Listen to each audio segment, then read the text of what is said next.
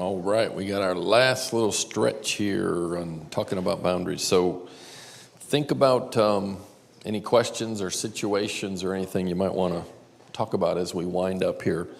But we're working on this whole area. How do I develop healthier boundaries? How many of you, as we've gone through this, how many of you have recognized some challenges in this area of your life? How many of you feel like you got some stuff to work on? And, it's kind of a weird, I think I said to somebody this week, if you'd have told me 30 years ago, I was ordained as a pastor in 1980. So that's like 30 plus years ago. And if you'd have told me 30 years ago that the teaching I'd be the most known for is this teaching with a hula hoop around me, I'd have said, yeah, man, you're crazy. But 30 years of ministry, and this is the teaching I'm the most known for. And it's just kind of weird, but it's so practical. So I encourage you to just kind of use it to work through your life and all that good stuff. All right, next slide, please, sir. All right, if you want to develop healthier boundaries, own your emotions. Where are your emotions? They're inside your circle. Who's responsible for everything inside your circle? You are.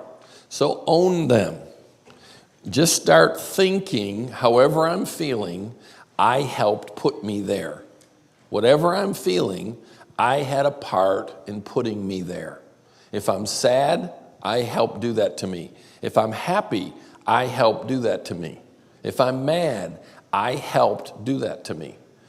And like we said a minute ago, when you take that kind of responsibility, it doesn't make you weaker or more in bondage. It makes you stronger and more free. When you realize that I have way more say in how I'm feeling than I used to think that I do.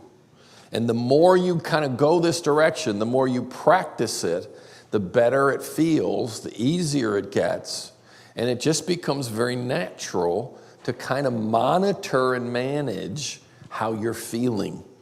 And then you just kind of learn.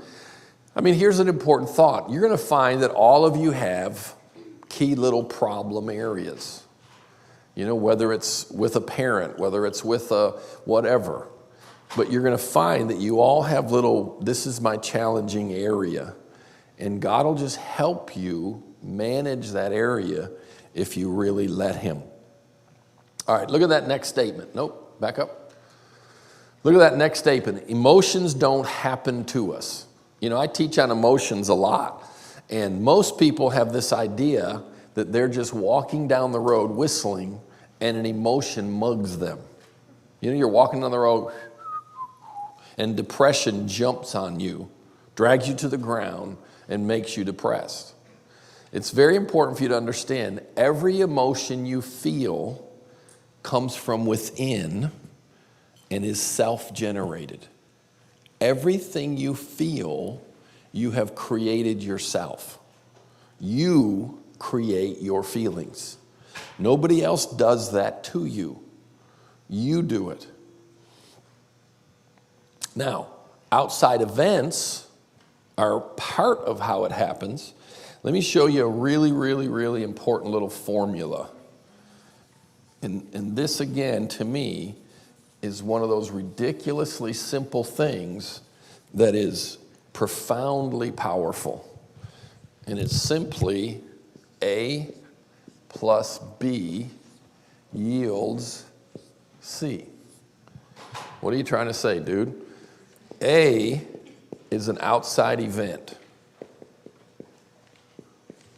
A is an outside event. C is my response. A, outside event. C is my response. The outside event might be your action. So someone else does something. That's A.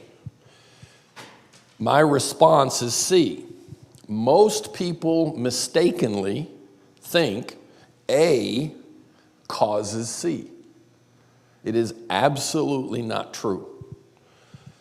Outside events do not cause your response. What causes your response is B, which is your belief system.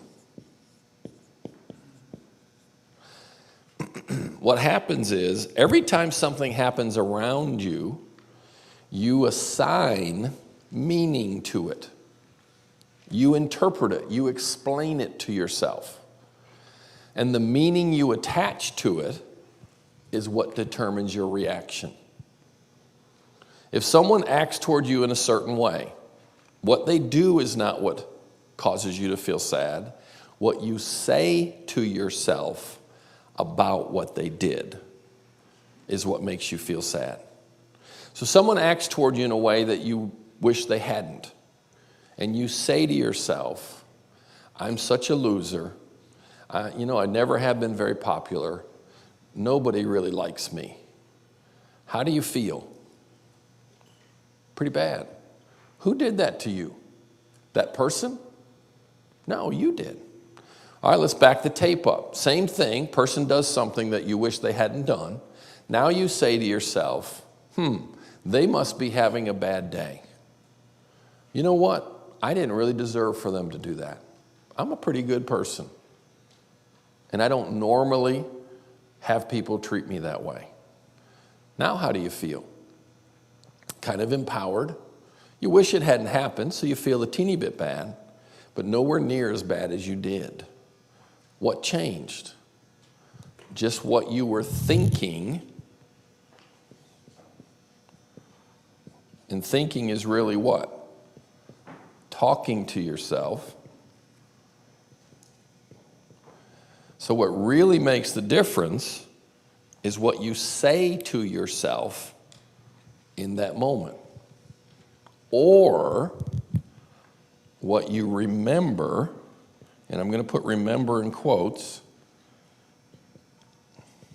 because sometimes things that are subconscious still affect us even though we don't consciously remember them. What does that mean? Well, I've talked a little bit about my father, for instance, and it affected how I relate to male authority figures.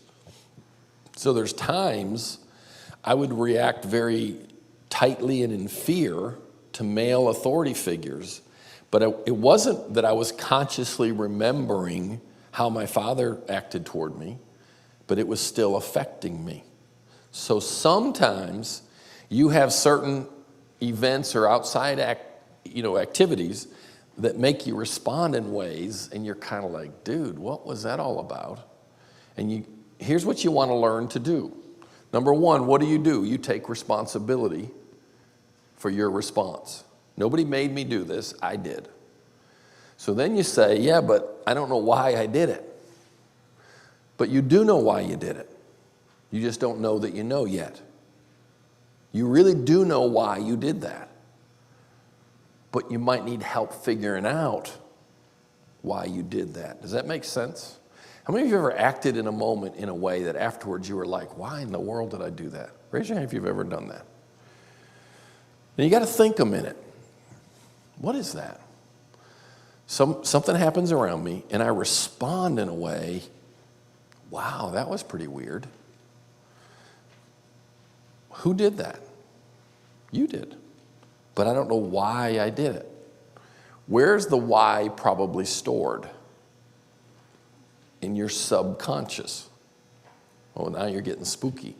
Your subconscious is just the part of this life that you remember that you're not constantly, consciously in touch with, but it still affects you. Every time something happens to you, your mind very quickly runs through your museum of memories and decides, is this a good thing, a bad thing? Can it hurt me? How should I react? And it does it that fast. And then you respond.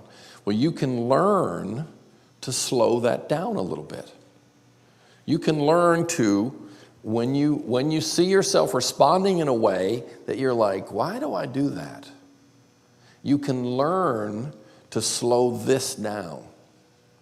And you can learn to ask yourself questions. Do I remember any other situations that were similar to this? Do I remember other situations where this type of thing happened and I was hurt or I felt powerless or whatever. And you just, of course, you guys learning the whole journaling thing had this amazing possibility, and that is you can go to God with that. Say, God, I believe I'm responsible for my response. In this particular area, I react in a way that I can't fully figure out why I respond the way I do. Would you help me understand why I respond this way? For instance, early in my marriage, my wife is an absolutely wonderful woman. I mean, she's awesome. But she is confident, bright, able to express her opinions. Well, when we first got married, remember, I got saved 1 month after we got married. So I was a really new Christian. So early in our marriage, she would express her opinion. You know, I'd be saying, well, I think we should do this. And she would express her opinion. And I just wasn't used to girls doing that. I was used to them kind of doing what they're supposed to do, which is what I want them to do. And she would kind of push back. And I would just get really, and I would react really weird. Well, I was a new Christian. I didn't tell my wife this, but I would go over in the corner with God and I'd say, God, what was that? Why did I react like that? She didn't deserve that. Now, what was happening? She would act in a way that, in hindsight, was very appropriate. My response was very inappropriate. I'd go to God and I'd say, God, what's the deal? Well, guess what? Over time, God helped me remember something. Here's an interesting thought. You never forget anything. You just sometimes forget where you put it. But it's in there. Everything that's ever happened to you is still in there.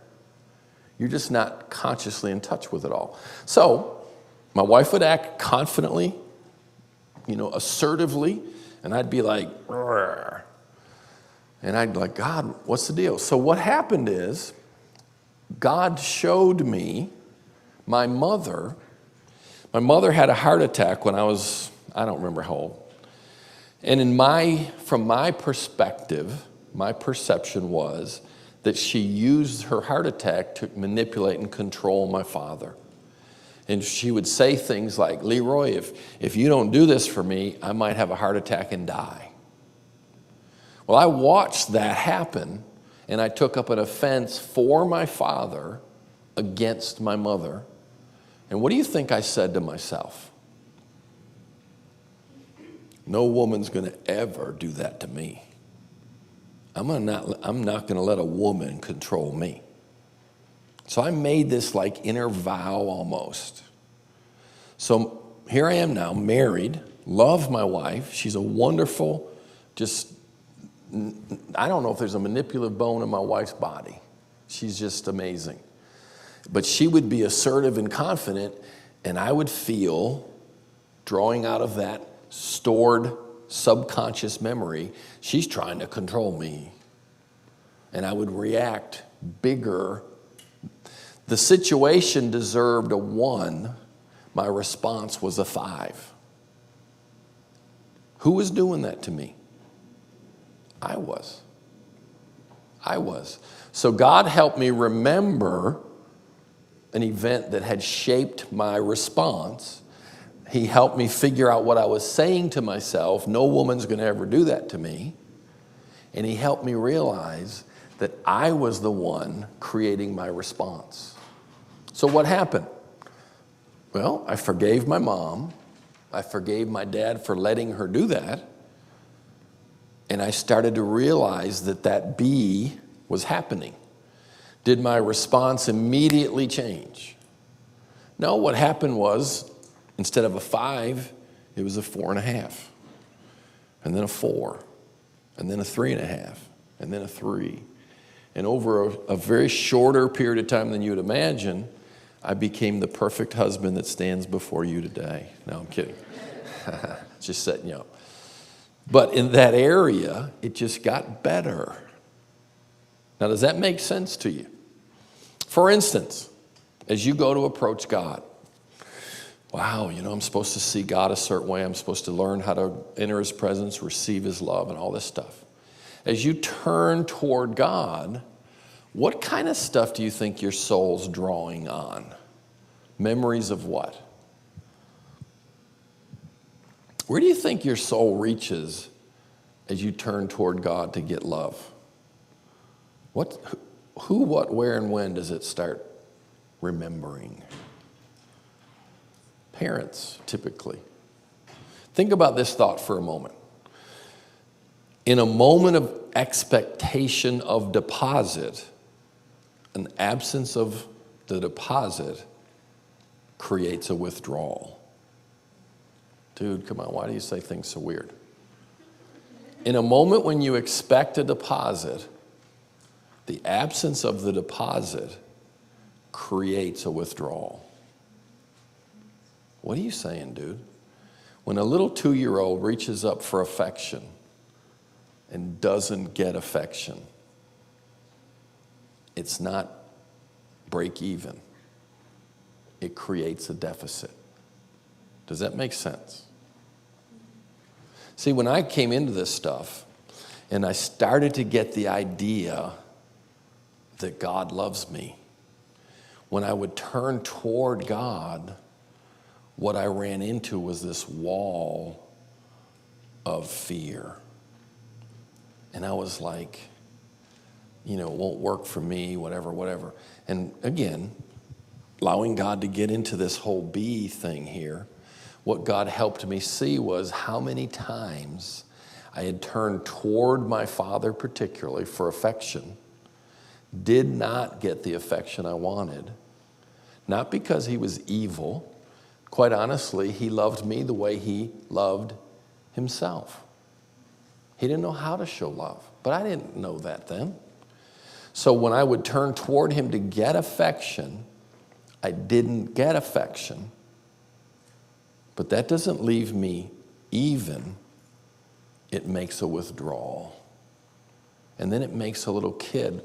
When a kid is abused in any way by actions that shouldn't happen or by not being treated in a way that should happen, you realize both are a form of abuse. Getting what you shouldn't get, not getting what you should get. Does that make sense? Both of them are damaging. So when a child is abused or neglected, what does a child learn to say? What's wrong with me? Do you realize 30 years I've worked with some of the most awful things human beings can do to one another? Awful. I've ministered to ladies, men that have had awful things done to them in their childhood. I have never yet met one abused person who didn't have to deal with the thought, what? It was my fault. There was something wrong with me. Isn't that crazy? But we all have a tendency to do that. Somehow, when terrible things happen or good things don't happen, we think there's something wrong with us. So in this whole area of love, I wasn't able to think I didn't get the love I needed from my father because he didn't know how to give it. What did I learn to think? There's something wrong with me. He's not pleased with me. He's not proud of me. And I made it all about myself. Guess what? When I became a Christian, who did I project that onto? God. So when I was turning toward God to try to receive his love, what was I saying to myself? He doesn't like me. He's not proud of me. I'm not good enough for this. I don't deserve this. Where did all that come from? From all that stored stuff. Until God helped me walk through learning how to change some of that stuff. Now, here's the big thing. This ABC, life-changing. Life-changing if you learn this simple process. Something outside you happens, A. You react, C. If you can ever learn to own B, you'll learn how to manage C. Is this the smart place to try to manage life? Is it smart to try to manage what other people do or don't do? Kind of a dumb waste of energy. So what should you learn to manage? So, well, I'm just going to manage my responses. Don't manage your responses. Manage what's going on inside you, what you're thinking / saying to yourself, and or what memories is it connected to? One of the things you can learn to do when you're journaling is when you're dealing with some specific issue, there are usually 1 to 3 emotionally tagged memories. And those memories, if you allow the Holy Spirit to kind of unpack them, will contain the greatest opportunities for freedom. I have certain memories in my soul that were key memories for me to process to get myself to feel good again. And you've heard some of them. You're lazy and you'll never amount to anything. God had to help me process that statement because when I would get in a bind, that's what I found in one form or another I was saying to myself. Other memories were when I turned to my Father for affection, approval, encouragement, and didn't get it. And God would show me one time when I was helping build corner desks. My brother and I shared a room over in Buffalo, and we were building these desks. Well, my brother was very outward, good with tools and all. I'm a bookworm. I was never good with that kind of stuff. So we'd be helping my dad, and my brother was very helpful, and I was kind of not helpful. My dad would say, "Hey, boy, go get a tool." And I'd run to the basement to get a tool. Guess what? I didn't know what it was. He'd say, "Go get blah, blah, blah." And I'm like, I didn't know what it is. But I was too ashamed to say I didn't know what it is. So I'd run downstairs. Number one, it would take me too long because I didn't even know what I was looking for. And then when I got back upstairs, guess what I brought? The wrong thing. And my father would say, "Boy, are you stupid?" And I wasn't stupid. That's just not what interested me. But early in my life, that's the kind of stuff that God had to help me go back through and unpack a little bit in journaling. I had to work back through that. That my dad was using the language he knew, which is that outward stuff. He didn't know much about the inner stuff that I eventually became good at.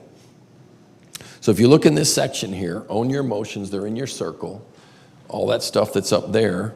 I don't think the last statement under there is up here. Hit that next slide 1 second. Yeah, back up, please, sir. That last statement in there is use the rock in the pond principle. Here's the rock in the pond principle. If you could imagine your emotions are this really smooth little pond. What happens when you drop a rock in the pond? Causes little ripples.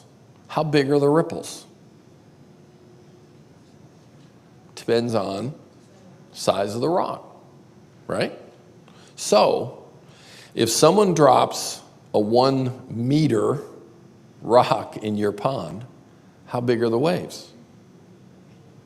About 1 meter.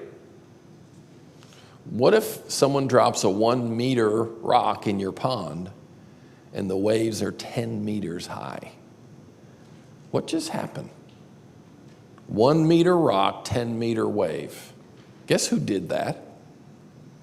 You did. So that statement after use the rock in the pond principle is this. If the ripples are bigger than the rock, it's not the rock's fault. Outside events do not cause your feelings. You do. You do. And what you want to learn to work on is, are my responses proportional to the event? In other words, if it's a 1 and your response is a 5, who added the 4 to it? You did. Well, take responsibility for that. Now, a 1 deserves a 1, okay? Somebody pokes you at a 1, you're allowed to respond back at a 1. But if they poke you at a 1 and your response is a 5, that's not appropriate. And you're drawing from somewhere else. And that's how you find out what God wants to help you work on. When you recognize an area of your life where you respond disproportionately, that's where you go, wow, this is an area God wants to help me with. And that's when you get excited because he's about to help you work out some of this. This is the key to your growth right here. The key to your growth, you need to become an expert at the way you think, which is talking to yourself, and learning how to connect to your memories. Learning how to slow down and let God show you why your response is out of proportion and what memories it might be connected to.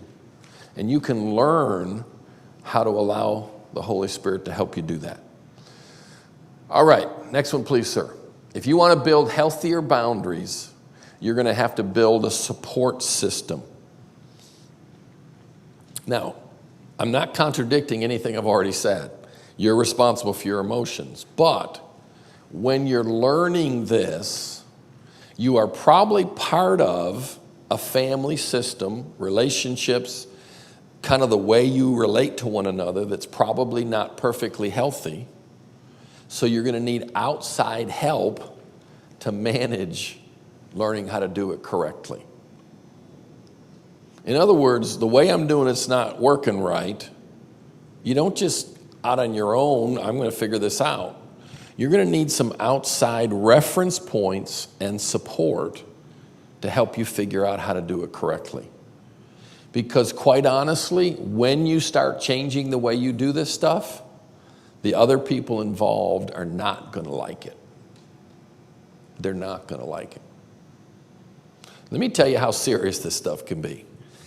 Early in my life as a counselor, we were doing inner healing with this one young couple, married couple, they were probably in their late 20s. I don't remember if they had kids yet. I think they might have had one. But they were living in his parents' house. Now, does that make any alarms go off? A married couple living in his parents' house. I hope that makes your alarms go off. Pretty hard to have healthy boundaries living in the same house. But they're living in the same house, and not because of finances, by the way. They just that's the way they wanted it, the parents. So this couple comes, all these people, by the way, went to our church. So this young couple comes for inner healing. She goes through the process. God does some really cool stuff. He goes through the process. God does some really cool stuff. As far as I can recall, we didn't say anything directly about living in the same house with your parents. We didn't say like, that's wrong, you need to stop it. We didn't say anything like that. Well, a few days later, in their own prayer, seeking God, talking, they decided, we want to live in our own place. Guess what? I'm sitting at home and I get a phone call from the sheriff's department. Are you Pastor Judd? Yes, sir. Would you please, as quickly as possible, get to such and such an address? I'm thinking, who is that? And he said their name. And I said, what's the deal? There's a domestic dispute. So I get in the car, go over to these people's house, and guess what? The parents of the young man locked the wife in a room and wouldn't let them leave. These are Christian people.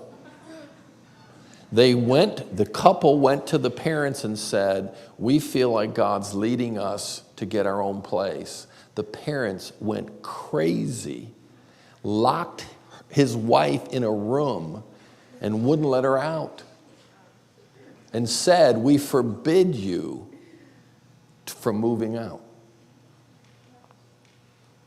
Somebody called the sheriff. The sheriff came. They called me and said, could you please come over here and try to calm this down? Well, I forgot to tell you that the father is like 7 feet tall. I mean, he's massive. And I'm like, dude, are you kidding me? You got guns? Please. So I walk in this house, and I mean, I'm talking like crazy mad. Crazy mad. How dare you, pollute my children's mind with these crazy thoughts. I didn't say anything. All they wanted to do, a married couple now, all they wanted to do was have their own place. I'm telling you, when you decide, I think my boundaries need a little work. It doesn't have to be that bad, but everybody around you is not going to throw a party and celebrate. However the people around you do boundaries right now, they think they're working. They think this is the way you do it. As you try to gently but firmly, as you start to get a little healthier, you're probably going to hit some resistance. And you're going to need a support system. You're going to have to find some people that encourage you, support you, strengthen you, pray for you. So, number one, in this support system, you got to learn appropriate ways to get your needs met. When you start messing with your boundaries, you're probably used to using each other, because that's what boundary problems are about. I'm not doing my responsibilities, you're not doing yours, we're doing each other's. So when you start saying, you know what, I'm not gonna be responsible for your stuff anymore. I'm gonna be responsible for mine. Everybody's not gonna like that. I kind of like you being responsible for my happiness. I like you dancing the dance around me to keep me happy. What do you mean you're going to quit keeping me happy? Everybody's not going to like it. So you've got to have people that you can either get on the phone with or get in person with that can remind you what you're doing is the right thing to do. Yes, it's going to be painful. Yes, it's going to take some time, but you can do this.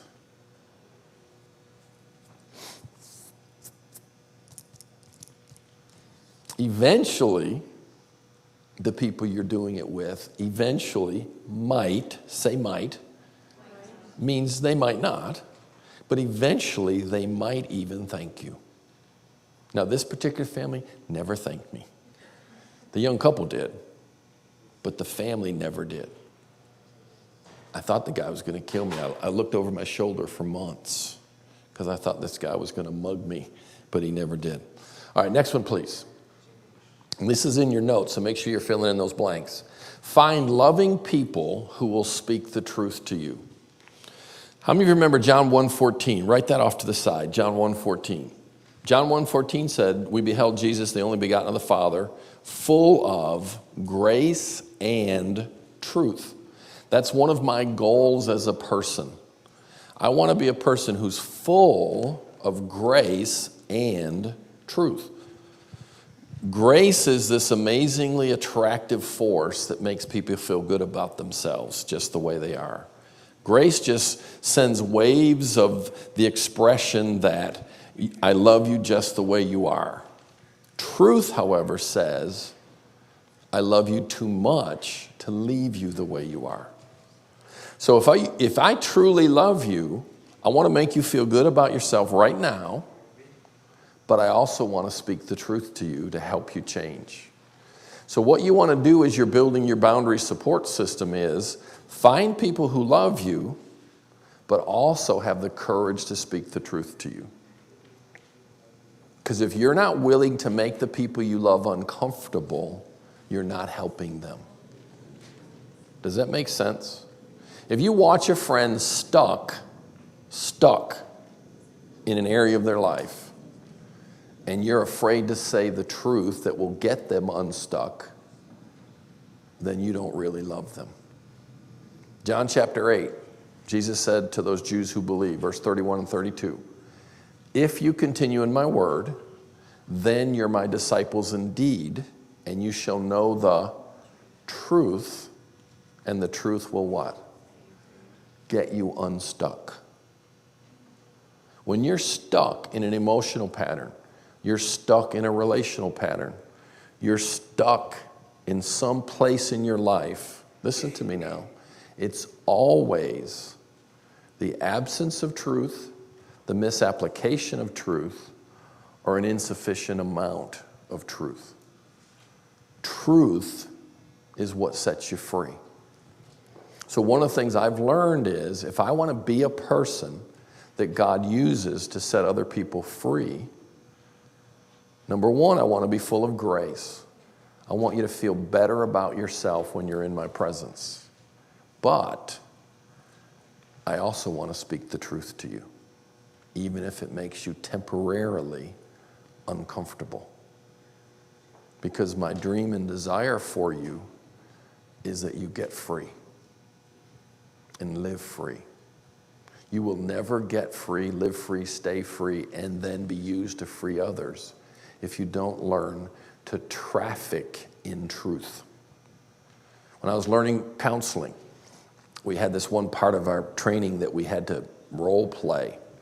So we're in class, and a secular university, by the way, and it was my turn to role play the counselor. So, you 10, 15, 20 minutes, they set up a scenario. This is the husband, this is the wife, they got these kind of issues. And you role play as if you were the counselor. And then afterwards, the class critiques you. So I role play the counselor. Afterwards, the professor says, well, what do y'all think? How'd they do? And they means me. And they said some nice things, this, that, or the other. And then this one lady says, well, I think he has a need for people to like him, and so he has a hard time speaking the truth. He's afraid of disappointing people. And I'm sitting there, and I just started to get a little sad, inwardly, not outwardly. And I was thinking, oh, that stupid lady, she doesn't know what she's talking about. And the professor gets up at the end and kind of summarizes and then adds her 2 cents. And she says, I think that statement was correct. Until you learn to be more direct and confrontive, you're not going to be as effective helping people. And I was just kind of, I'm riding home and I'm kind of sad. God, those mean people, they just said mean things to me, and I just need you to minister to me. And you know what God said? He said, Chipper, if you don't learn to speak the truth, I can't take you where I want you to go. Because I want you to be a person that other people trust to speak the truth to them when they need it, even if they don't want to hear it. And it was a turning point in my life as a minister, as a counselor, and just as a person when I realized that the only way I can help you change is if I'm willing to make you uncomfortable. How many of you'd agree change is uncomfortable? Do you realize there's virtually no way to get from where you are to where you want to be without being a little bit uncomfortable? There's no way to get there. None. Can't be done. Well, what if you're the one ministering to someone? You may be the one who has to tell them the uncomfortable things they need to do. Well, if you can't be comfortable with their discomfort, you're not going to be very helpful. And guess who you can start practicing on? Yourself. How many of you can think of at least one area of your life you want to see changed? One area, just one. How many? 3 or 4? Just think of one. I guarantee you, between where you are in that area and where you want to end up, there's probably a stretch that's not going to be comfortable.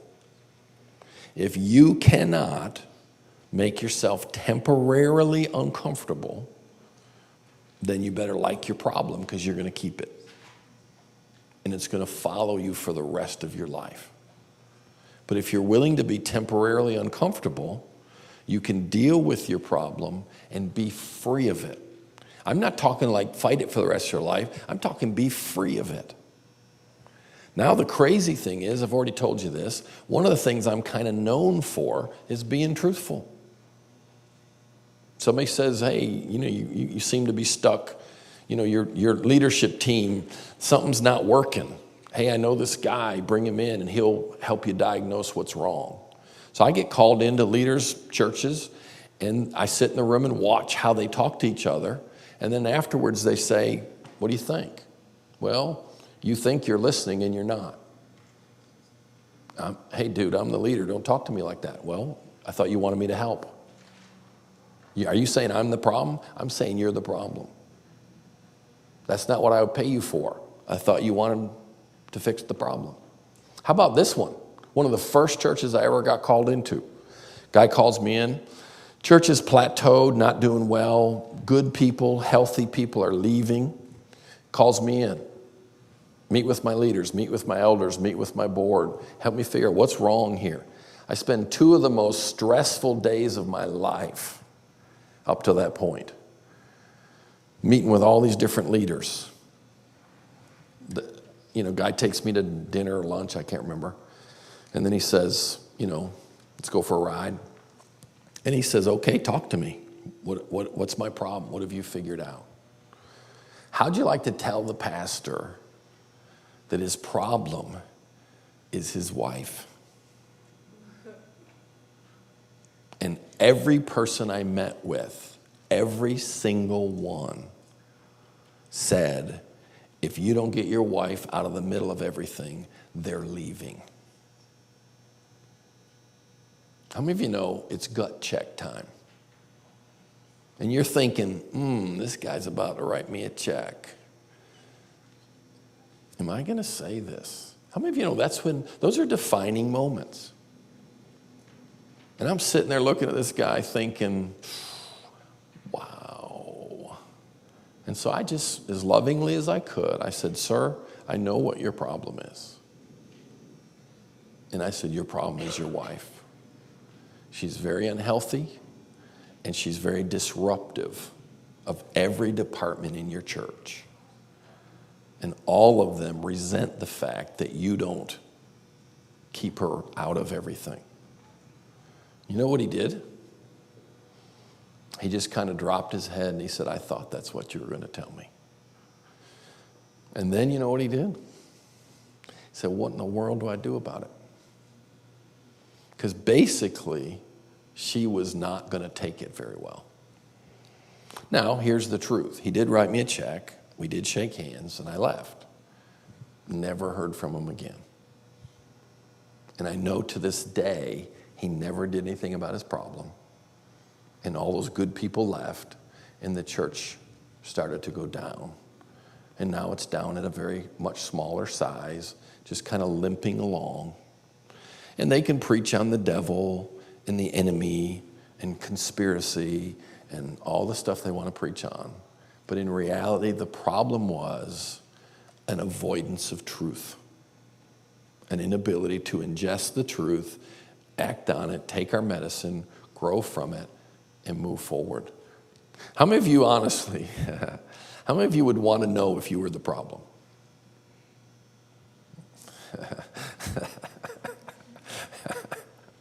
How many of you would like to think that you would? All I got to say to you is it's harder than you think. But here's what I think is the secret. Live in relationships that have lots of truth in them all the time. Just build relationships around you that just naturally have lots of truth in them.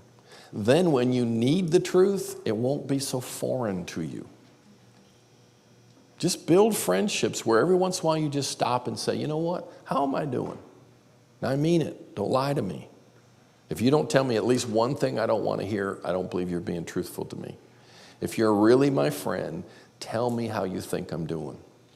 And you got to have some friends like that in your life. And if you keep that kind of a culture around you, you're going to probably stay pretty healthy and you're going to continue to grow. Because truth is what gets you unstuck and keeps you growing. All right, next one, please. All right, if you want to have healthy boundaries, you got to clean up your language. Now, I don't mean stop cussing. I hope you've already done that. But what I mean is start monitoring how you use words.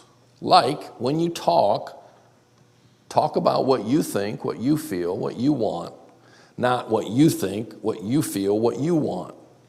Who's the only person you can authoritatively speak for? Yourself.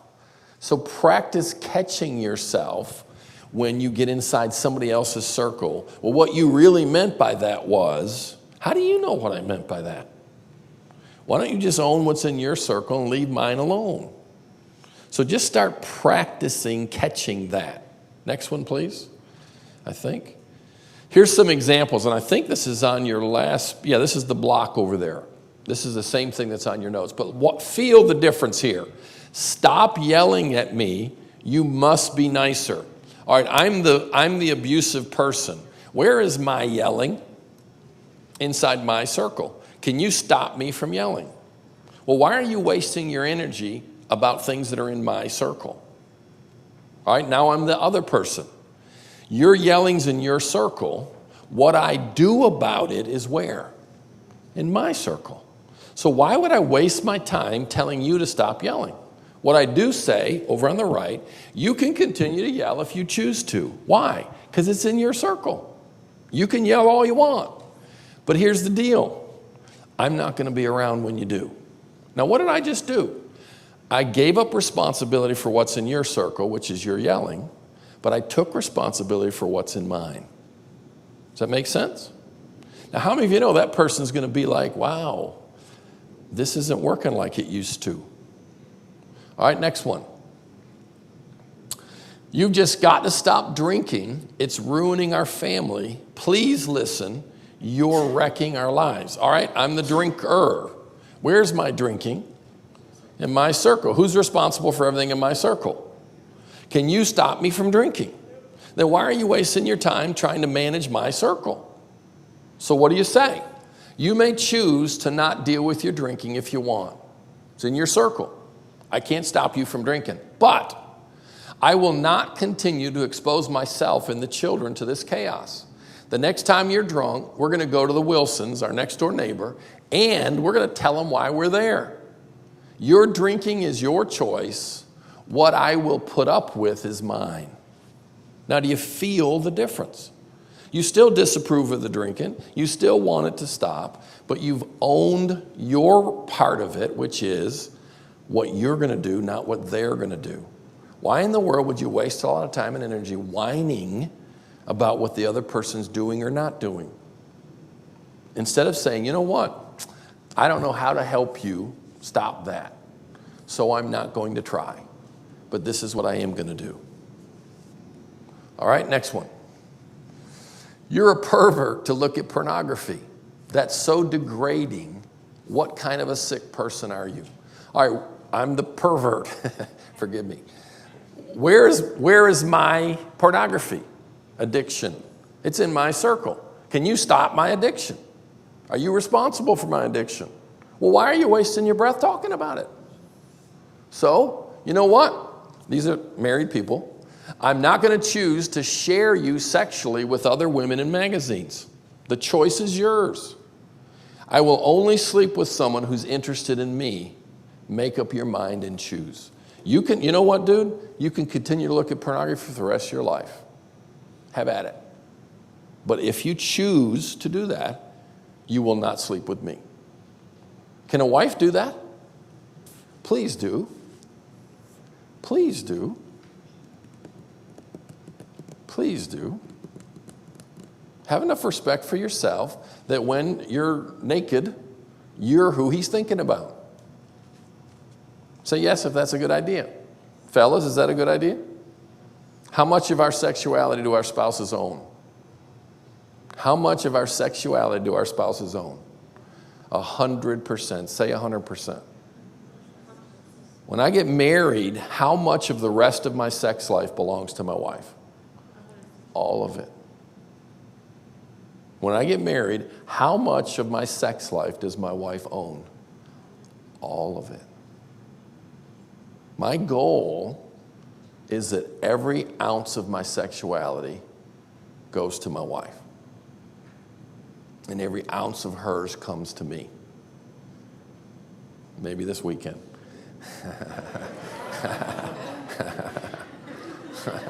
Will y'all pray with me? I don't think we even need to pray about that one. I just tease you like that so you know you can be married 35 years and it still be fun. My wife and I are still having lots of fun. Next one, please. I hope y'all don't mind. I don't mean to embarrass you. I know it's creepy for us older folks to still have sex, but use a three-step approach. When you need to confront somebody, use a three-step approach. All right, now I want you to think like you're going to talk to someone. Some of you have talked to me. So you're going to talk to someone that needs to hear you reestablish some boundary stuff. Number one, communicate your love. Make it clear. I love you. I'm crazy about you.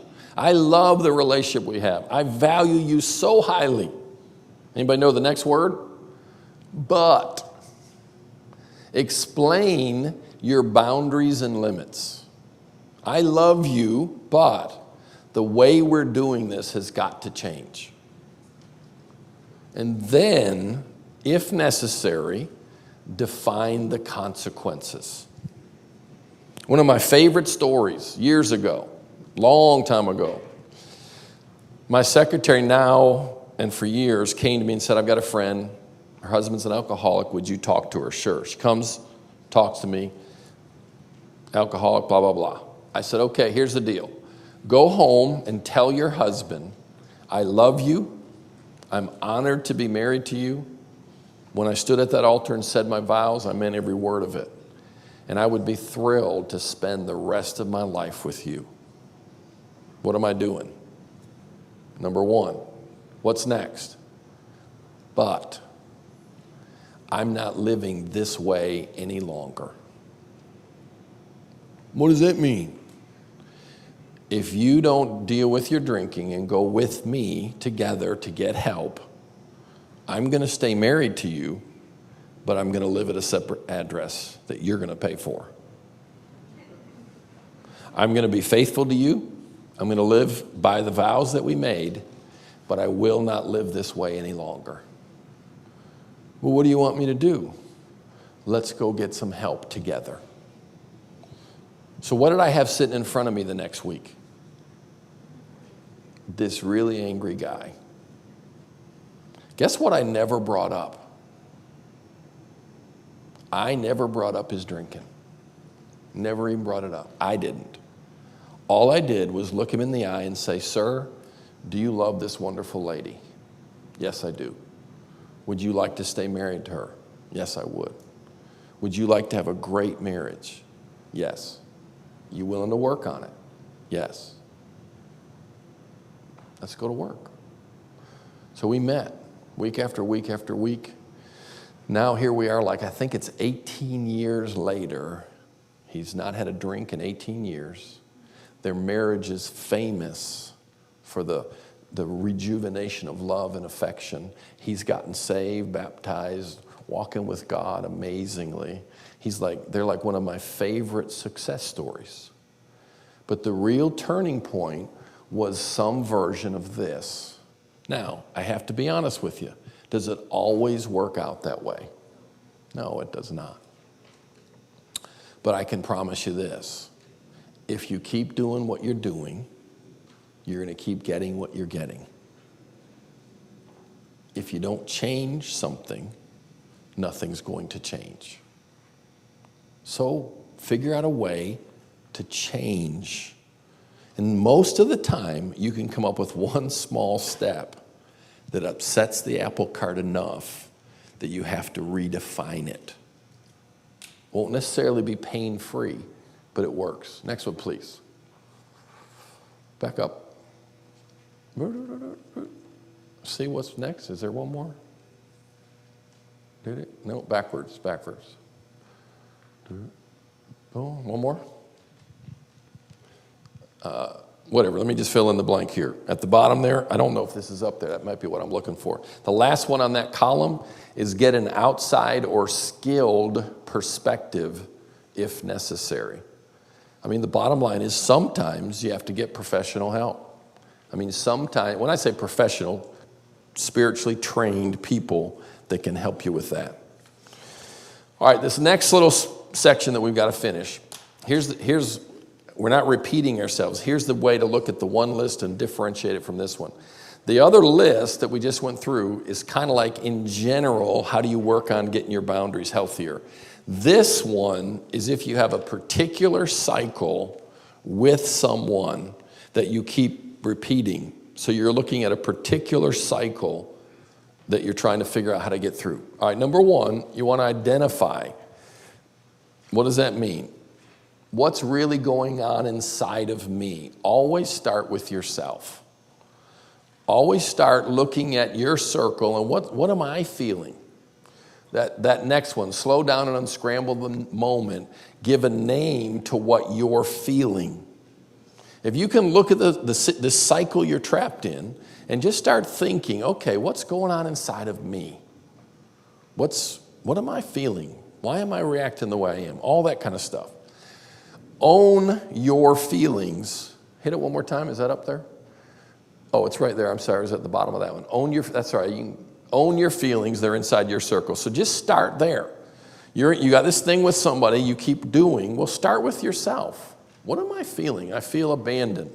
I feel dishonored. I feel responsible. I feel whatever. Figure out what you're feeling. Okay, next one. Number two, detach yourself. What does that mean? Kind of literally pull away a little bit so you can get a healthier objective. And now what you want to ask is, what's really going on in the situation? And you want to develop the ability to start looking at it objectively, without emotion if you can. Try to just kind of like get up above it and look down on it. What's really happening here? Who's doing what to whom? Learn to use questions with yourself. I know it sounds a little weird to ask yourself questions, and you can do this with each other, quite honestly.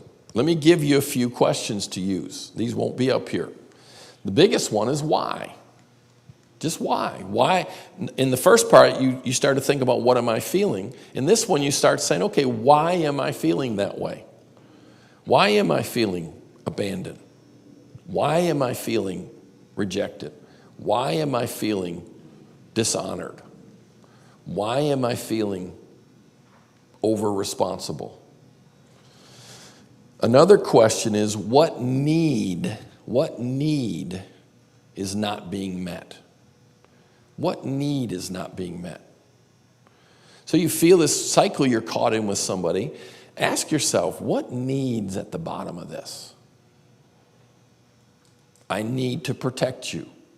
I need you to be okay. Now, here's where you take that one to the next level. Who's responsible for meeting that need? For instance, I have a cycle with someone and they behave in a way that makes me feel disrespected.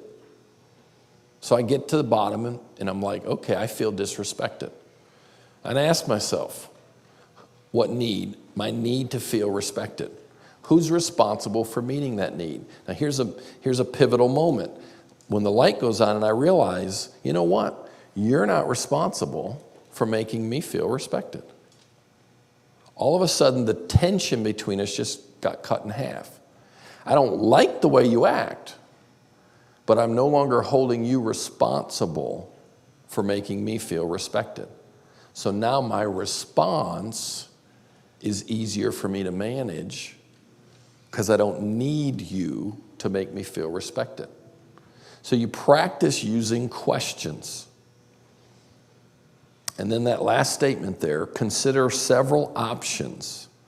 If you can ever realize that you don't have to react the way you always have in the past.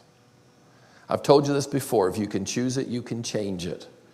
Having choices is having power. If you give up your right to have choices, you give up your power. So you've got to believe you've got choices. And the last one,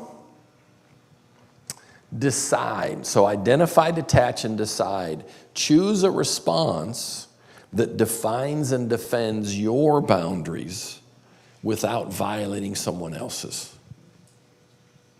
And that can be tricky sometimes. But you really can learn how to define and defend yourself without violating somebody else. Now, probably, like I said earlier, it's going to cause some tension between you because you're either doing jobs for them they want you to keep doing, or you've been letting them do jobs for you they want to keep doing. So when you start redefining who's responsible for what, you may get some pushback. But in the long run, done properly with God's help, you're going to be healthier, they're going to be healthier, and life's going to go a whole lot better. Done. Any questions?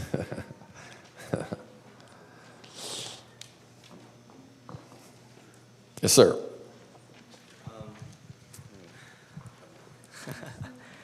Have you ever not been paid or been kicked out of a church for what you told them?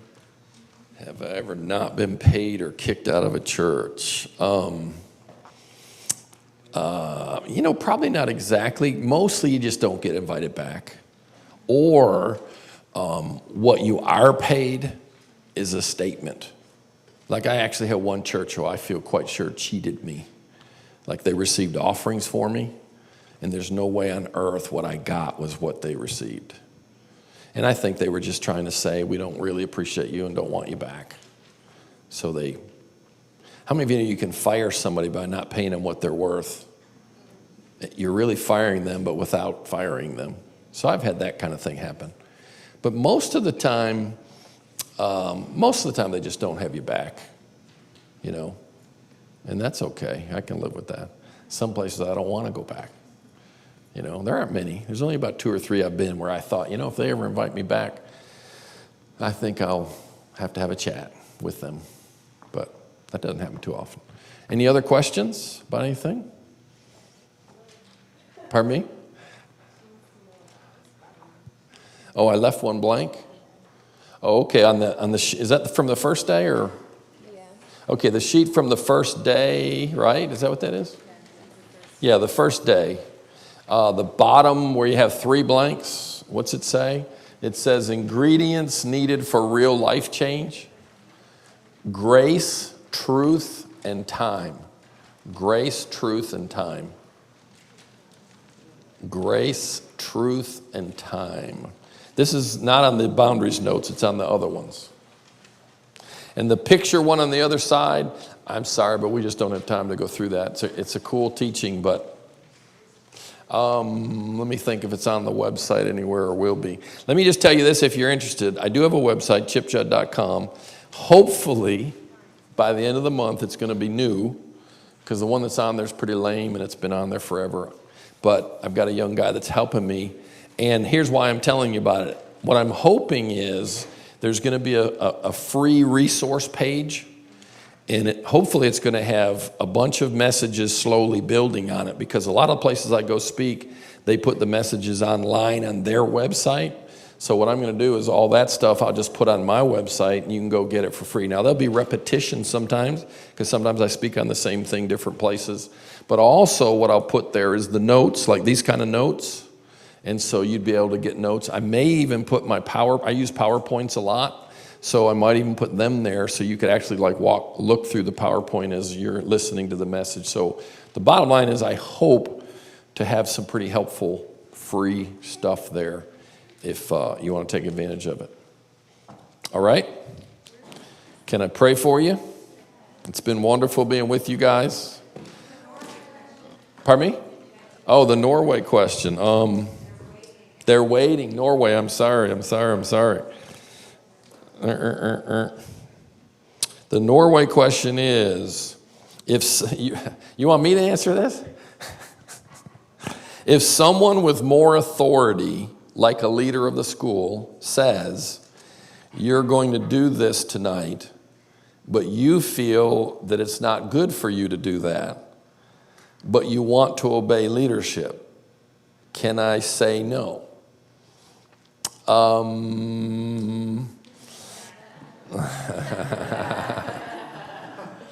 I would probably answer it like this. I think under normal circumstances, we should be free to say no.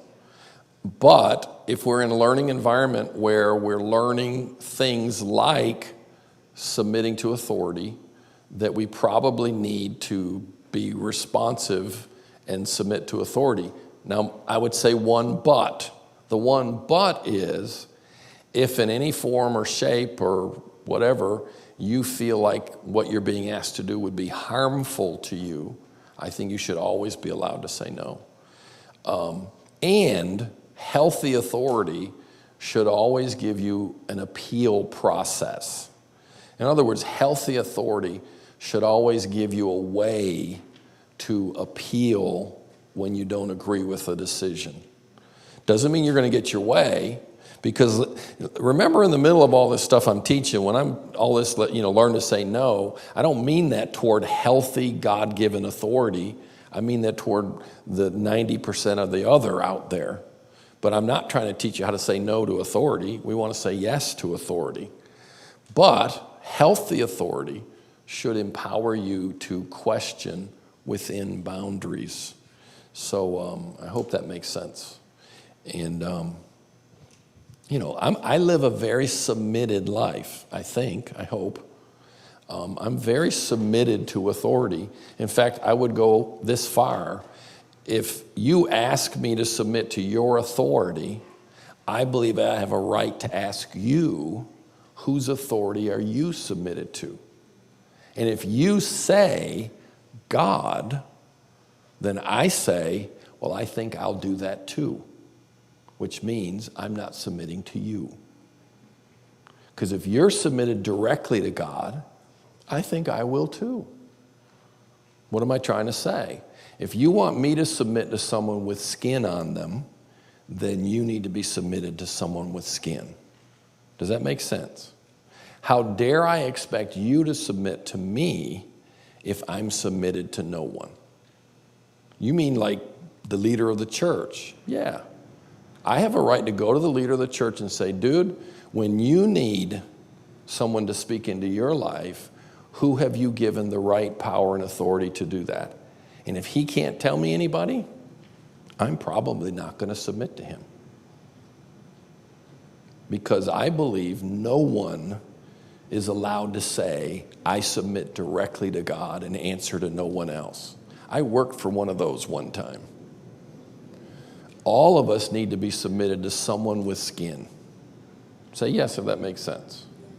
And I think it ought to be demonstrative. In other words, you know what I did in my church? We would print the phone number in the bulletin of my pastor.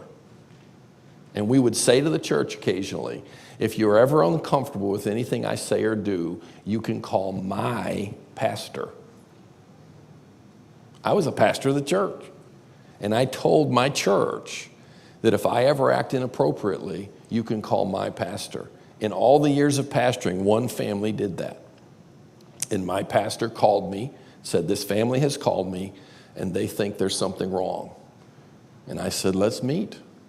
So we all went over to this pastor's office, and we met, and he talked us through the problem. I was right. No, I'm kidding. But I'm just fanatical about that. Everybody should be under authority. Everybody. And if you want me to submit to your authority, I expect to be able to ask you, what authority are you under? Isn't that fair? All right. Some leaders get uncomfortable with that, by the way. Are we done? Any other questions? Did I ask them? I thought you were going to make me answer that other one about why my wife still married me. Let's pray. Thank you, Lord. Father, thank you for the honor, the privilege of being with these wonderful folks. Thank you for the people in Norway, and we just pray for them and bless them. God, I just pray that all of us would, with your help, God, that we would take all this and filter it through our beliefs and values, and that we would apply it inside each of our cultures in a way that creates movement and growth without being any more disruptive than it has to be. And again, Father, I thank you for the privilege of being with these wonderful folks.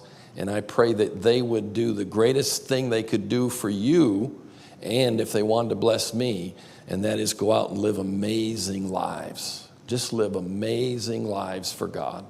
And we thank you for it, sir, in Jesus' name. Amen. Bless you guys. Been fun to be here.